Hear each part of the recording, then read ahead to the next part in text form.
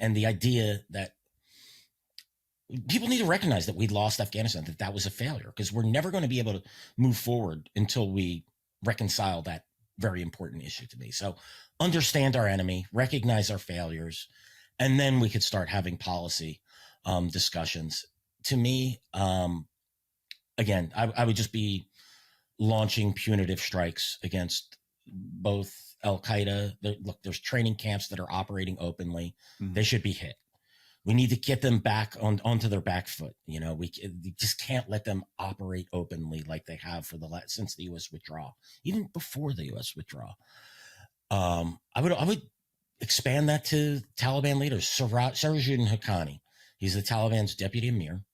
He's also the Taliban's interior minister. His designations are, and his whole cadre is Haqqani network. It's basically al-Qaeda Afghanistan, right? At one point in time, and I'm told he still does, he sits on al-Qaeda's Central Shura.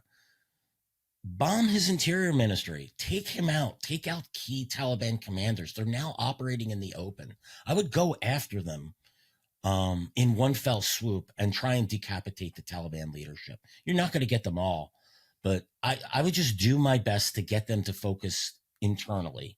And then I would back the Afghan resistance groups. Even though they haven't been effective, they can be. They need a base of operations. I push hard to get that to be Tajikistan.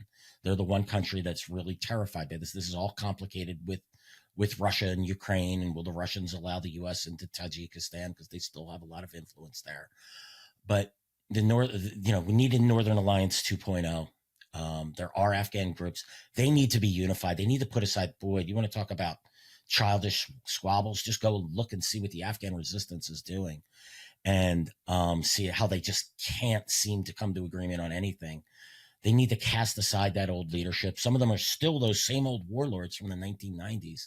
Cast them aside. Get those commanders who are in charge, the Sami Sadats of the world, General Alizai, who were effective when they commanded Afghan forces, and get them to lead and get our eyes and ears back open, arm them, get them. Wouldn't be an open.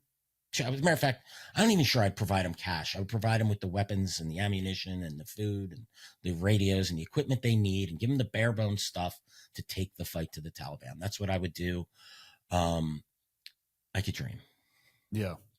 What would you say? I mean, when we're talking about that level, obviously you're talking strategic policymakers, which is almost nobody on the face of not only planet Earth, but here in the United States.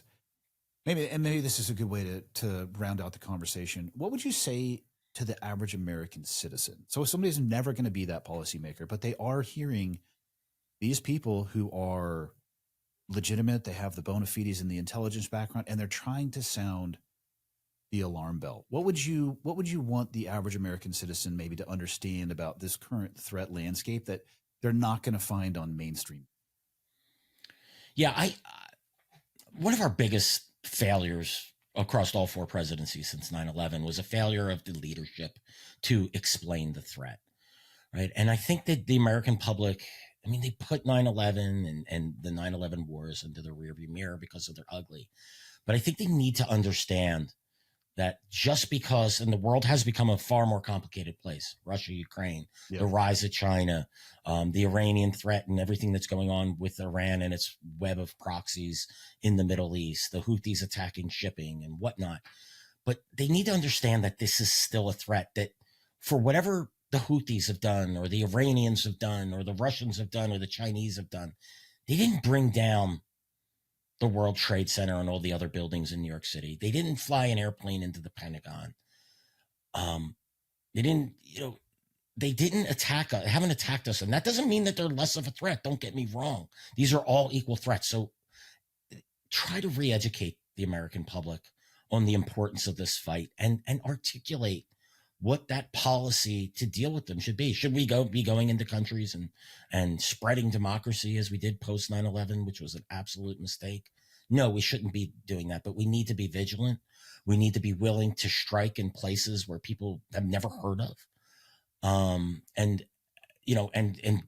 Our leadership needs to explain to the American public the nature of the threat. And it really should not be shaking hands with a specially designated global terrorist who was the leader of al-Qaeda's branch in Syria. That just sends the absolute wrong message to the American public. The desire to end the endless wars, and it's not an R issue or a D issue.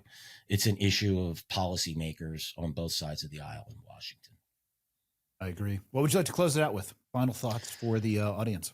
Well, look, I'm certainly not the guy you bring to the cocktail party to discuss these issues for some good news. But, I certainly must sound very pessimistic, but there is a ray of hope. I mean, there always is. There's, guys like you, Andy, who've served and have, put their life on the line for this country.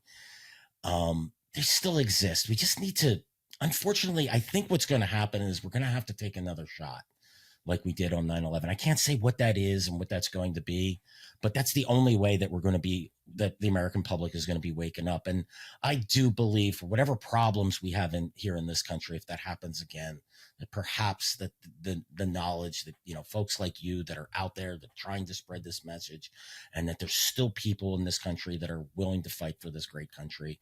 At the end of the day, I'm an optimistic American, even if I am pessimistic at the moment. Fair enough. Perfect ending.